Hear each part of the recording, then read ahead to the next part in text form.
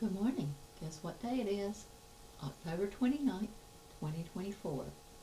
And it's National Oatmeal Day. So what do you want to have for breakfast? How about oatmeal?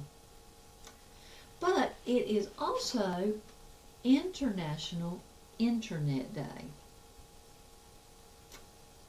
The Internet is amazing. In 2019, there were 4.39 billion Internet users in the world, and there are about 4 billion people use the Internet via their telephone. 57% of the global population uses the Internet. Now think about that, 57%, more than half the people in the world.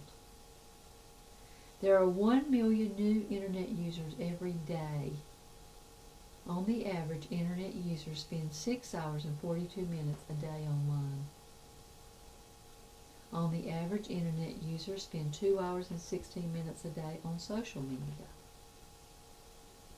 Google is the world's largest, most visited website on the Internet. YouTube and Facebook are second and third. One of the reasons the Internet is so widely used is because of the World Wide Web. So the Internet and the World Wide Web are two different things. The World Wide Web became publicly available in 1991. Some countries do not allow their citizens to use the Internet. The governments in some countries like China, Cuba, Iran, North Korea, and Syria either ban their citizens or limit their freedom on the Internet. Think about how different your life would be without the Internet. I mean, I'm old enough to remember back to the time before the Internet.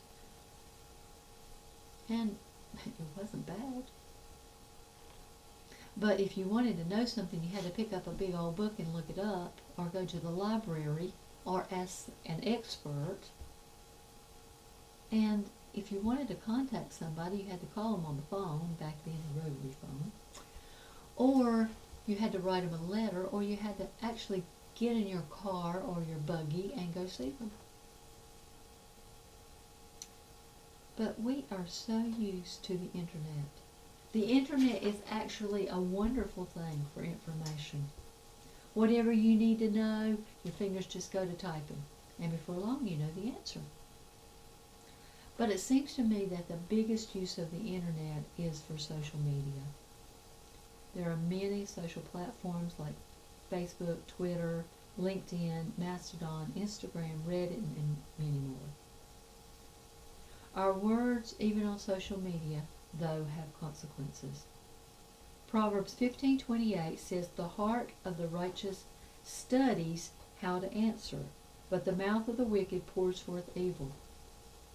Can you imagine when you get something on Facebook and you don't like it, if you actually study, stop and think about what you're going to say in reply? It would be nice. But it says the fool or the wicked pours forth evil. Proverbs 18:2 says, "A fool has no delight in understanding, but in expressing his own heart."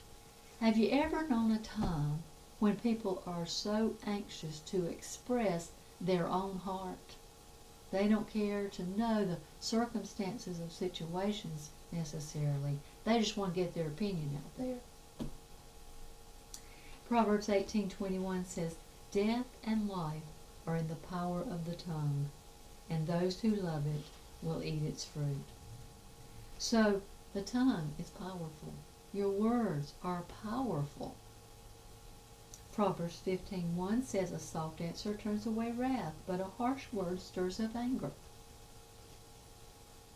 There are consequences. Matthew 12:36, Jesus is speaking. He says, "But I say to you that for every idle word men may speak, they will give an account of it in the day of judgment." That's not what you say occasionally or what you said officially on the books. It says every idle word that you speak. So, I want to be like James 1:19 says. "So then, my beloved brethren, let every man be swift to hear, slow to speak, slow to wrath." No matter what you speak online or in person, remember the power of your